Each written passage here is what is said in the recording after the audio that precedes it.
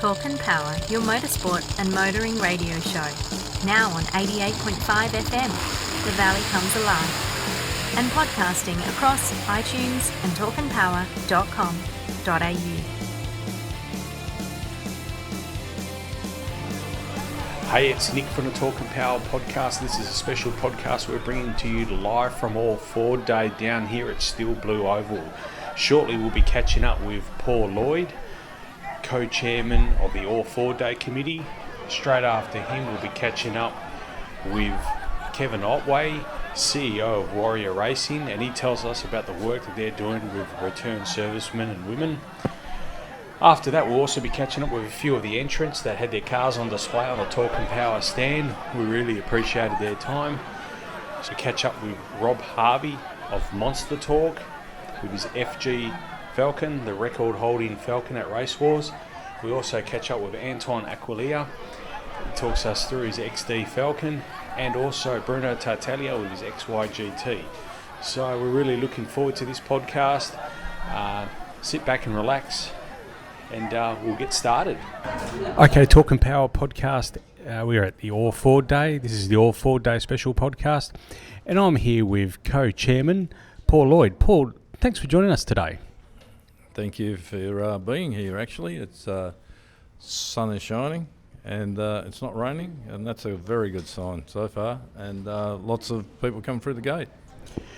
There's an extraordinary amount of people coming through the gate. I'm really surprised by the numbers, and a lot of people that have come over have said to us how great the crowd is, and the amount of children as well, and it's been phenomenal. And pets too, I might add. Yes, particularly the dogs on a leash.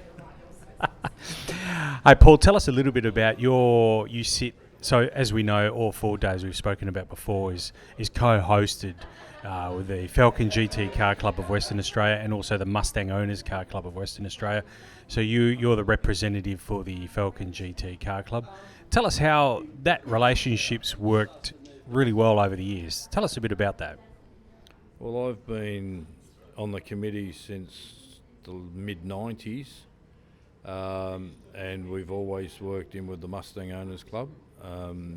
We have matched person for person, so we have two treasurers, two co-chairmen, and basically everyone else on the committee is matched one for one, so both clubs have equal say in what happens on voting and everything else. All decisions we make is made in the interests of the whole committee, and being a fundraising organisation. It is. It's good that it's worked that way, and we never have a conflict. It's been very good. It is a relationship that's worked really well over the years. As a little kid, I shouldn't say that. As a teenager, I'll say. I can remember coming to All 4 Day, and the relationship was there back then. Tell us a bit about yourself. I've done a bit of research myself. You were 8 times clubman for Falcon GT Car Club, 8 times clubman, and 8 times president as well. Yeah, I've been the president a few times. I'm a mechanic by trade. Did my apprenticeship with Jack Brabhams in Sydney, and always had an interest in Fords, and still have.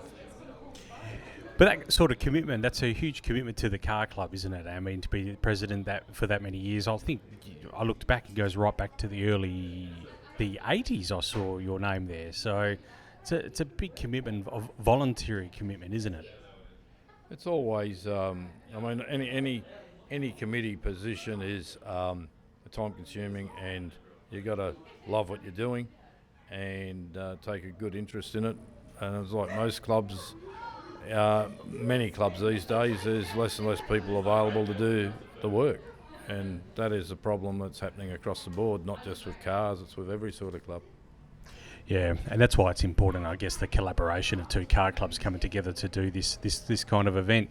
Tell us a little bit about your XT, am I correct, GT? Yes, I still have one of those and another one. It's basically a Zircon Green XT GT. It's a nostalgic drag car, but I'm putting it back to road use. And it's a bit of an animal, but I'm detuning it at the moment so that it's more user friendly. And just while we're talking about All-Four Day. One of the charities, we're going to try and catch up with Kevin shortly, but tell us one about the charities here, Warrior Racing. Just tell us a little bit about them and the work that the ability that you've given those guys to raise funds today. I've spoken to Kevin, the chairman of Warrior. I've known him for a long time. We've never supported him previously. We commit to different charities at each event, and spoke to Kevin. One of the guys on the committee nominated Warrior Racing because of their support of veterans and the problems a lot of the veterans have with housing, mental problems, and we have, as a body, invited them to be here, and we'll support them, and hopefully it'll financially be a benefit to them. I'm sure it will be. I mean, I know they're cooking a lot of sausages. They've had a heap of people on their stand, so I'm sure they've if anything, they've got the name out there. That's for sure. Hey, Paul, look, really appreciate your time, and thanks for allowing the Talk and Power podcast to come here and be a part of it today. We really appreciate it, and we look forward to doing it again in 2 years' time. Yeah, I appreciate the fact that you have been here, and you've brought some good cars down too, and the public obviously like them. A couple of drag cars, they're good people gatherers, and people like to see things that are different. So we like to encourage anybody with a Ford, whether it's in partly restored, bare chassis, which you've seen here today, through to prestigious show cars. And the thing is to get them out and about. Most definitely. Hey, Paul, look, really appreciate your time. Thanks for everything. Thank you. Okay, I'm here with Kevin Ottway, the chairman and CEO of Warrior Racing. Kevin, thanks for joining us on the podcast. Thank you. What we're here today is just promoting and raising awareness for Warrior Racing Australian homeless veterans. It's a very important job that you're doing, Kevin, and I must say I'm really honoured to be here sitting with you right now talking about this charity that you're working on. Tell us the importance of returning servicemen and women, how important it is in looking after these people that have served our country. Well, what it is I served started in around 1970, and I worked in the army. I joined the regular army, and I served in 7 Battalion, who were in Vietnam at the time.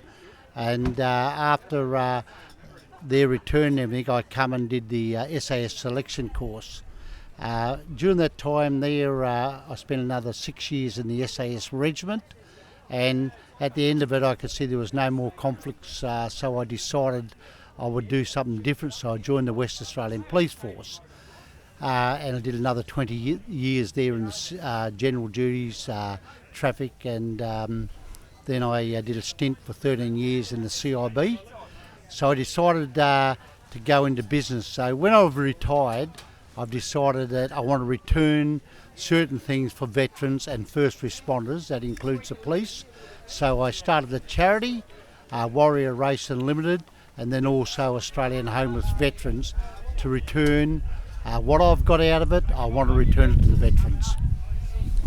It's really important, isn't it, Kevin? And I think a lot of it's lost on our community today. No, I shouldn't say lost, but I think it's not in the focus how important the work for returning servicemen and women, how important that work is.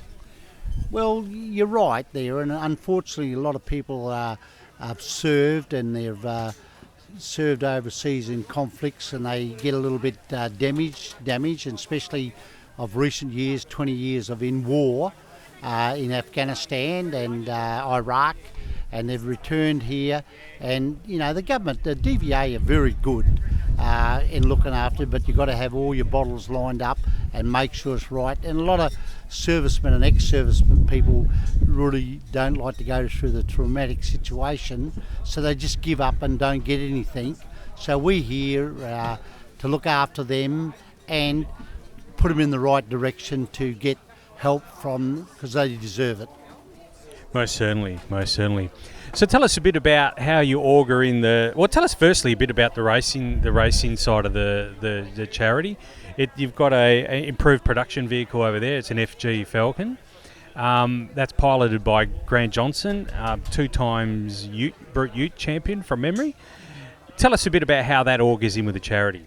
Okay, because I'm always and loved and been involved in motor racing. I used to own the Caterpillar race team where John Bow drove me. Also, we had Jason Bright drive me and Craig Lowndes. So when I got out of the V8 supercar scene and come back, I built a production car. I was going to drive it myself, and then I sort of realised that my reflexes and everything weren't up to what they should be, and it's a younger man's game. So I knew Grant and his dad Phil, so I asked Grant would he like our car. So we got an improved production car. I done it up and put it in veterans charity and people that support veterans, and Grant come down. We run about 2 seasons, and then we developed another organisation looking after veterans called Australian Homeless Veterans. We shelved the car for the last couple of years. Now we're getting to the stage where we're going to put it back on the track, because we didn't want to mix up donated money in for homeless veterans. We didn't want to interfere and let people think we're just going motor racing and having fun. So now we do fundraisers and all that, raise money, and so we can get back on track to run the car again. It is. I was going to lead into that as well, but I do recall very vividly your work you did with at Cat Racing back in the day, and how it's really interesting to see names like yours still in the scene, still in motorsport, and giving back to the community. Tell us a bit about. We'll just go back a step here. Tell us a bit about those days with the Cat Racing and John Bow. I know our co-host Simon Gonzo Travellini has fond memories of, like, John Bow actually spent a lot of time here in Western Australia and used to get around in WA. Tell us a bit about, because really you were kind of it in terms of a modern supercar team based in Western Australia. Well, I had quite a large transport company those days, so there was always a bit of spare money around. So I always wanted to go motor racing, and I heard that John Bow was looking for a new drive, because he'd been at Dick Johnson's for something like 11 years. So, and I had a contact, so we built a V8 supercar in our workshop, a EL Falcon, and Steve Renshaw, I must give him a mention, built it out in his workshop, the EL. And Les Laidlaw come over from Dick Johnson, and he wanted to put the team together, so he knew John pretty well from the cigarette paper days when all the sponsorship money was around. So we went back and we spoke to John. We flew to Melbourne and met John over there and had a conversation, and we built him, and we went off to the Grand Prix in 2000. And I'll never forget that, because we were the quickest, third quickest qualifying, and over the weekend of our first EL Falcon, we got on the podium for 3rd place, which no one had ever done that. So John was a terrific steerer and a great guy, and we just worked it from there. Shortly after we run the EL, then we built an AU in Perth here. Yeah, I do recall that, actually. I have fond memories of that. So tell us, you've got 2 big events coming up soon. We've got the walk with a veteran, the walk, and then the dinner the same night. Can you talk us through a bit about those 2 events? Not a problem. I'd just like to say, in regards to the veteran, we're finishing this program here today, and then on the Friday the 12th of November, we're doing a gala dinner, which we did it last year, and we get about 300 people in the room, and we raise awareness, and we have inspirational speakers in Troy Simmons and Marty Kalane that run marathons, and people that walk in Thailand. And then after that dinner, we auction stuff off and raise funds. 2 days later, on the Sunday, the 14th, we then have a walk with a veteran. And this walk with a veteran is all the people come in, their families, whatever, and they walk around the bridges and raise awareness and funds to put back to our veterans in need. Yeah, no, so that's on the 12th of November from memory? Yes, it is. On the 12th of November is the gala dinner. If you go to our web page, which is www.warriorracing, in all lowercase, .com.au. So it's www.warriorracing.au. Kevin, tell us a bit about. It's a very good website, by the way. Did most of my research there, so you've done very well with the website. Tell us some of the patrons of Warrior Racing.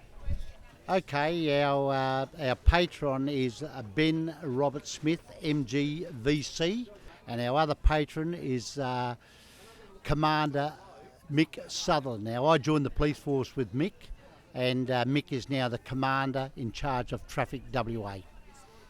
Yeah, some great patrons there, and I think you guys are doing a magnificent job. So, yeah, Facebook page as well? Yes, we do have a Facebook page, so go to Warrior Racing Limited, that's our Facebook page, and we also have another Facebook page, Australian Homeless Veterans, where we look after our veterans in need or homeless and make sure they've got accommodation and they're not sleeping on a park bench, in a car, or under a traffic bridge. Kevin, that's magnificent. I think the work you're doing is magnificent, and it's a credit to you. Got a whole team of volunteers out there. Any shout out to anyone? They're cooking snaggers today, raising funds. Any shout outs you'd like to do? Oh, well, I'd like to thank the team here, and obviously I've got another one of our directors here, which is Superintendent Tony Flack. He's out here running around the place. He's just walking past us now. For these guys to come out here, and my wife, obviously, Quan, she's helping out, and my daughter, Katie, and then all the team, they're all veterans, or their wives, Navy veterans, and they come up here and help us out with the Army guys. Troy Simmons, one of our other directors, and you help out and raise funds for our veterans. They're a great team of people, and I'd like to thank them very much for that. No, they're doing a magnificent job. Cooking snaggers here have been going at it from, I think, about 7 o'clock this morning. So you've done a magnificent job, you and the team.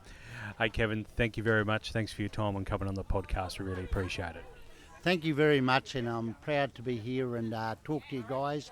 Thanks for the opportunity.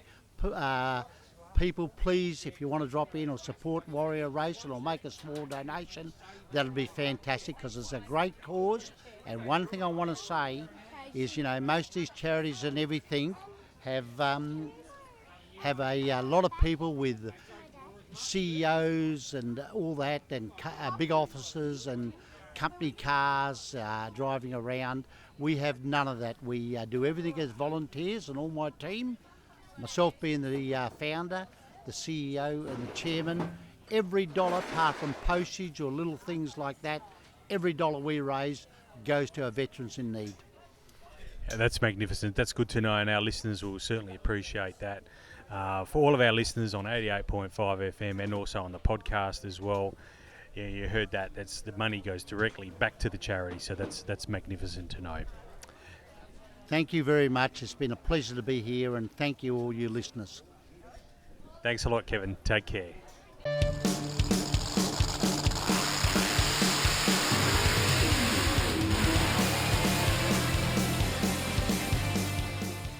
Okay, Talking Power podcast is a special episode. We're coming from all Ford Day down here at the Talking Power stand, and I'm here with Antoine Aqualia. Antoine, thanks for joining us. Thanks for having me. Antoine, tell us a little bit about the XD out there. You've got an XD Falcon. That's actually garnered a fair bit of attention already. It's only 9:47. We've been here, the show's been open for 17 minutes, and I reckon there's been about 6 or 7 people crawling underneath that, having a good look at it, taking photos. So tell us, I know I've known you for many, many years. So tell us a bit, that XD you've had since, correct me if I'm wrong, 17 years old? Yes, bought it when I was 16 in 1994. So it was my first car. Basically bought it as a 6-cylinder, and it was my daily driver, basically, the TAFE and stuff. And and it was just basically very hard to find, and now it's going 20-something years, and I still have it. It's had a few changes, obviously. It's not the same as what it was back in '94.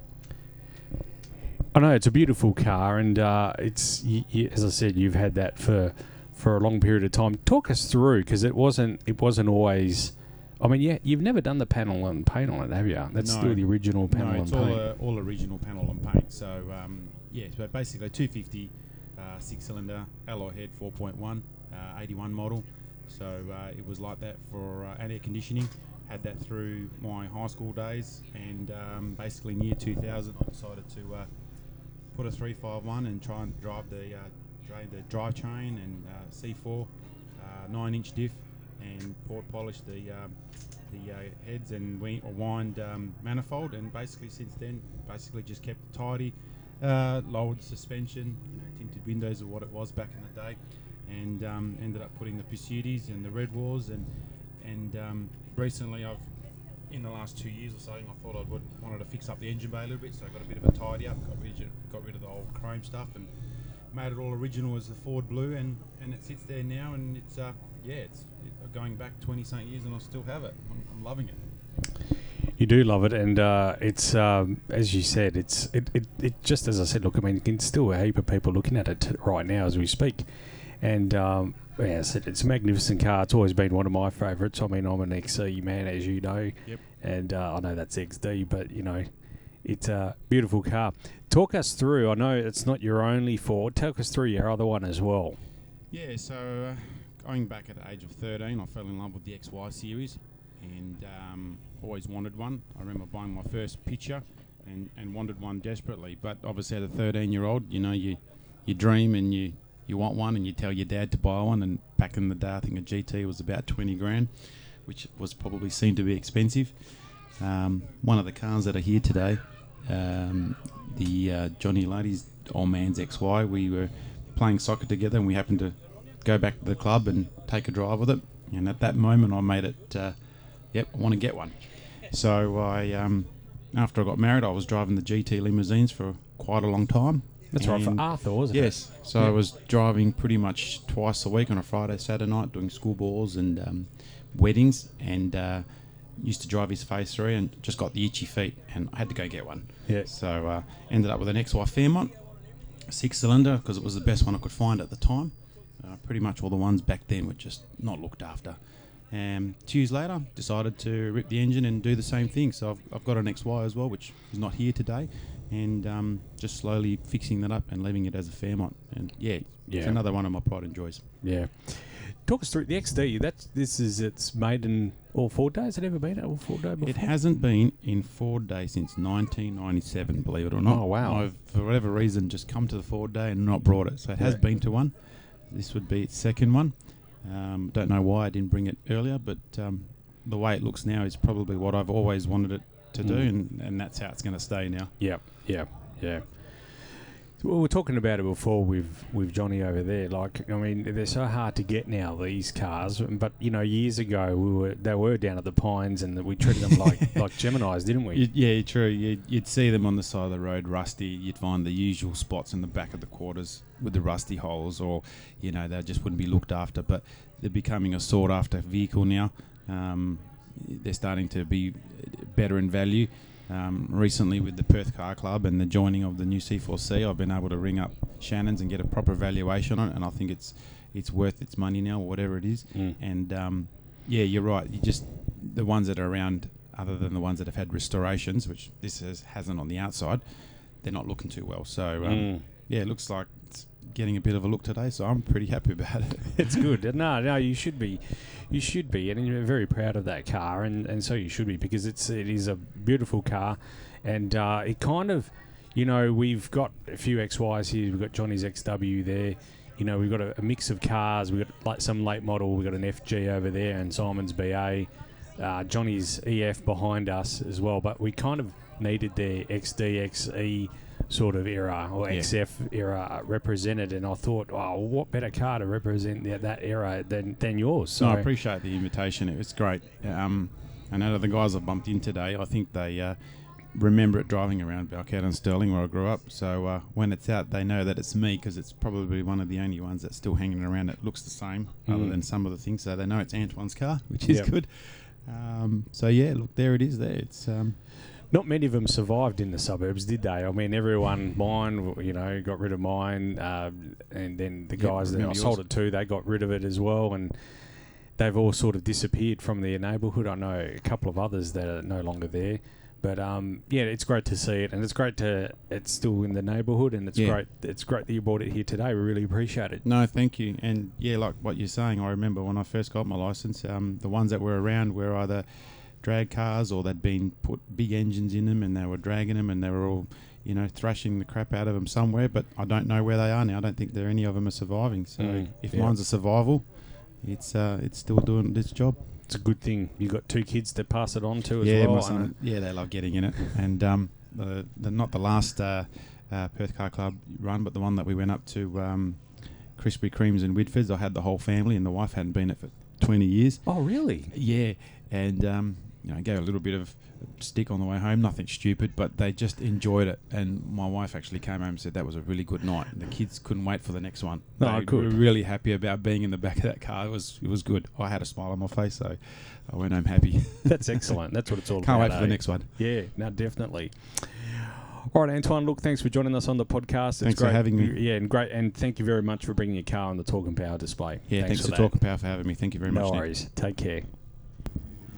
Okay, I'm here with Rob Harvey of Monsta Talk. Hey, Rob, thanks for joining us on the podcast, and I must thank you for bringing your car down as well today. Thanks for joining us. G'day, Nick. How you going? Yeah, thanks for having us and giving us the opportunity to come down and put the car on display with you.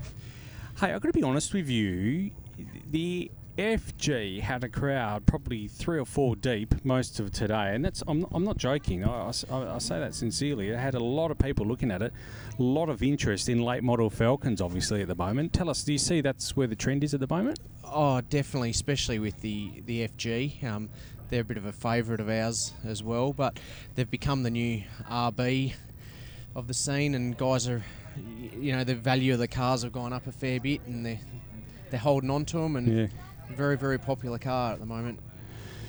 Tell us a bit about that one. You call it, and Simon called it that as well, the bunkie. I'm curious to know where you get that terminology from. Generally, a bunkie is a bunkie, but I wouldn't call that a bunkie.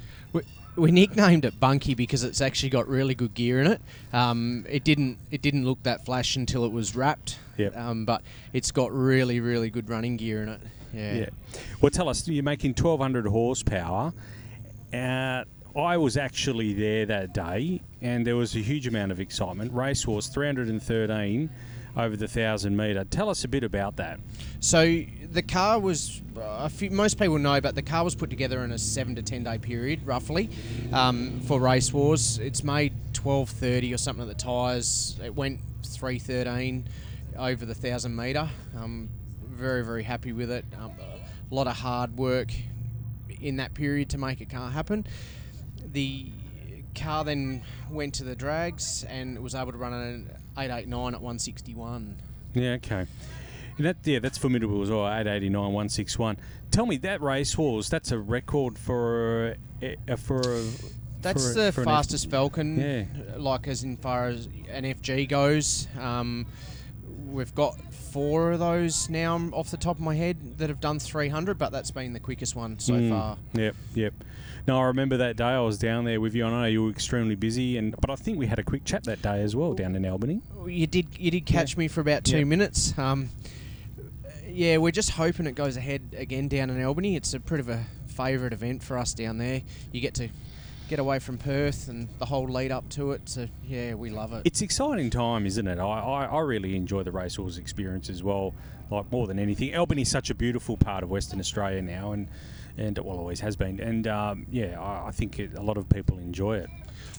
I think like the whole lead up to it, getting away from Perth, the drive down, like with a group of guys, it's been fantastic. And the locals down there can't do enough. We've needed support down there in the past, and they just bend over backwards. No, definitely. Rob, tell us a bit about Monsta Talk. I know when we've been talking, you've been extremely busy. Tell us a bit about how everything's going there. Yeah, so we're just trying to get a handle on the new shop that we've moved to and still get set up. Hopefully, we'll have a bit of a break around Christmas and get finally finished there, so we can be a little bit more efficient. But yeah, the new shop's going well. Dyno cells worked out really, really well for us. So yeah, fully soundproof. Yep. Creates a pretty nice environment for the guys, and yeah, it's still been flat out. Gearboxes from New Zealand, Sydney, Melbourne, Queensland still. So it's awesome. Been, under the pump. Good work. Rob, tell us any other builds you've got going on at the moment? Just completed a couple of 1,000 horsepower builds. We've got 2 new combos that we'll work on in the new year. Can't say too much about them, but yeah, we'll be looking to make some pretty serious power out of 2 cars, and they should be ready sort of mid next year.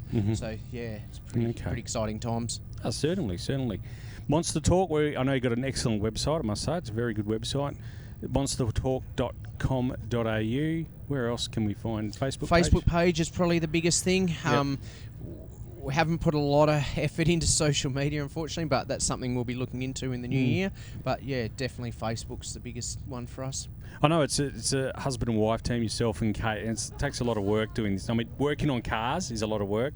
Social media is just another thing, another beast, isn't it? And yeah, Kate's a big part of the business. Like, she was up at 5 o'clock this morning with me to wash the car, so she was the one that told me I had to get out and make it happen. So yeah, Kate has a lot of hands-on. It was certainly worth it, because I've got to be honest with you. As I said to you, I'm not trying to blow wind up, smoke up your rear end here. It had a lot of people and a lot of interest, that car. So I hats off to you. I think it's where it's at the moment. Yeah, look, they are definitely growing on people. They make good power for a realistic price. You can still drive them every day. Like, that car's got stock camshafts in it. They're just a good combo. Yep. The obligatory burnout as we leave, people leaving at the moment, so that's a bit sad to hear, isn't it? But anyway, hey Rob, look, thanks for your time today. I know it's a Sunday, and I know for you to come down here to be asked, so really appreciate it, and thanks for joining us here. No worries, thanks at all for having me. Good no on worries, you. Take care, Rob. All right, welcome to Talking Power podcast here. We're transmitting from the All Ford Day. For those on the stand, have a good look around.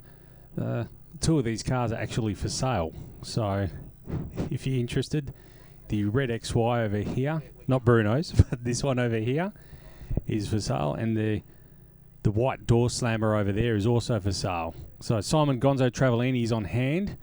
He will answer any of your questions. Just yell out, and he will answer any of your questions. Speaking of red XYs, we got another one on the stand, and he's joined me, Bruno Tartalia. Bruno, thanks for joining us today. Thanks, Nick. Pleasure to be here. Hey, Bruno, tell us your lovely XY GT over there. Tell us a little bit about that. It's my favourite colour combo. So talk us through that one, actually, and how long you've had it for.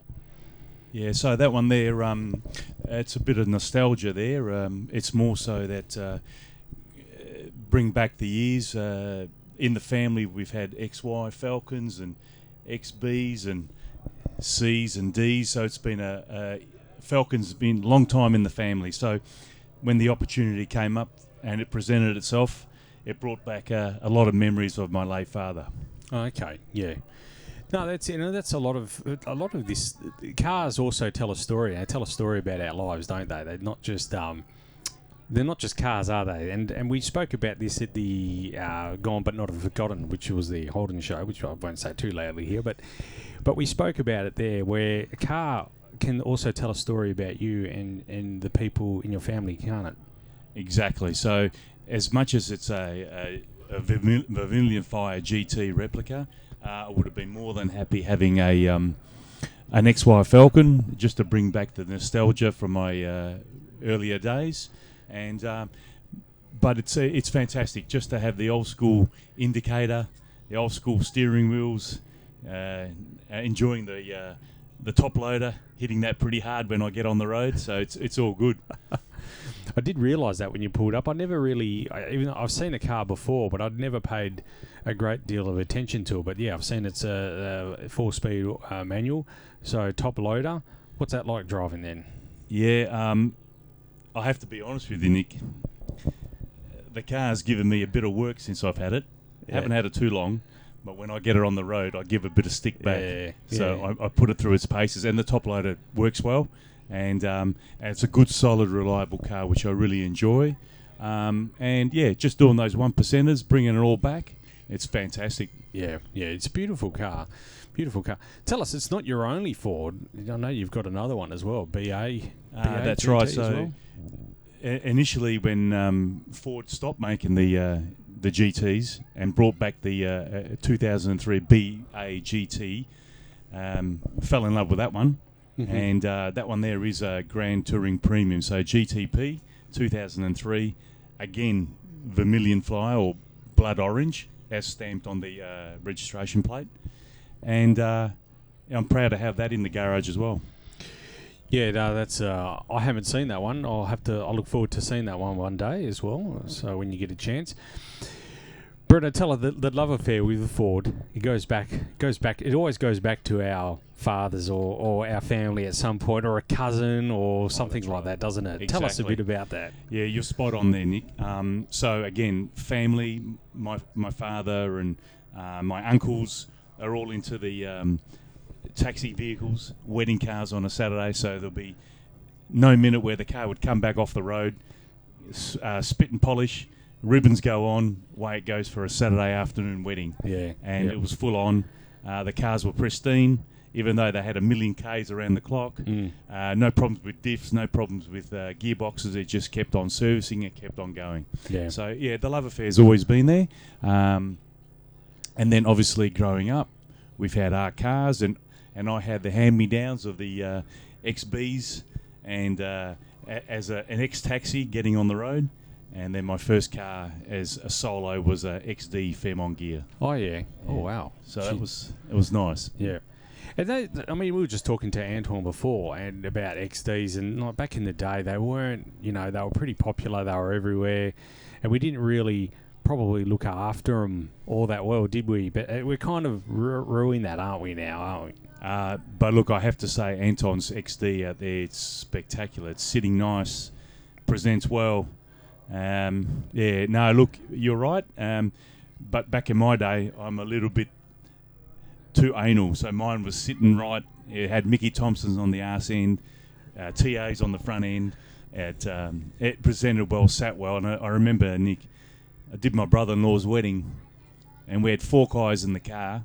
By the time I got to the wedding venue, I was tearing strips off the Mickey Thompsons because it was sitting that hard on the wheels, I think on the phone you said that one had strikers. Was that correct? Spot on. Yeah, I remember you saying on the phone it had strikers. Strikers. It was unreal, man. Hey, Nick, back in the day, all we had to worry about was getting a wage packet on a Friday, filling the car up, shining up the strikers, and away we go on a weekend. Yeah. That was the best, mate, I know even Linda over there, my wife, her brother did the same. He had strikers too on his Premier, did the same thing every single Saturday. Oh no, sorry, Linda had to do it. She's telling us she was for $10. It's not actually not bad coin for the 80s. He had it over you, Linda, Manea. But it was. Attention to detail was always nice, and what do you do? That's our passion, Nick. Yeah. So you enjoy it. Yeah, that's it. Yeah. Tell us, Bruno. I mean, you've joined the car club as well. Yep. Tell us a little bit about the car club culture and what that means to you as well. Yeah, I was thankfully introduced to the club by a good mate of mine. And he says, you've got to come on board. It was Dom, wasn't it? Dom Ferraro. Yeah, Dom Ferraro, yeah. Yeah, and it was really pleasing to get Dom to mention to get on board, and he dropped a few names, and I said, oh, well, this is it, we're in, because the club is fantastic for the perks, but more so the friendship now, and the old boys that we were knocking around with many moons ago, we're all getting back together, sharing that company, the love and passion for the cars. All right, Bruno, well, look, we'll let you go there. Thanks for coming on the podcast. We really appreciate it. And more to the point, thank you for bringing your car down today. I know your car doesn't very rarely get wet, and I know it's looking not very promising out there. The sun, there's no sun at all, but it's looking a bit dark. But look, I really appreciate you bringing the car down. Absolutely, thank you. And I think the rain will hold off, so we'll get home nice and safely. Thank you for having me, Nick. No dramas. Thanks, Bruno. Cheers.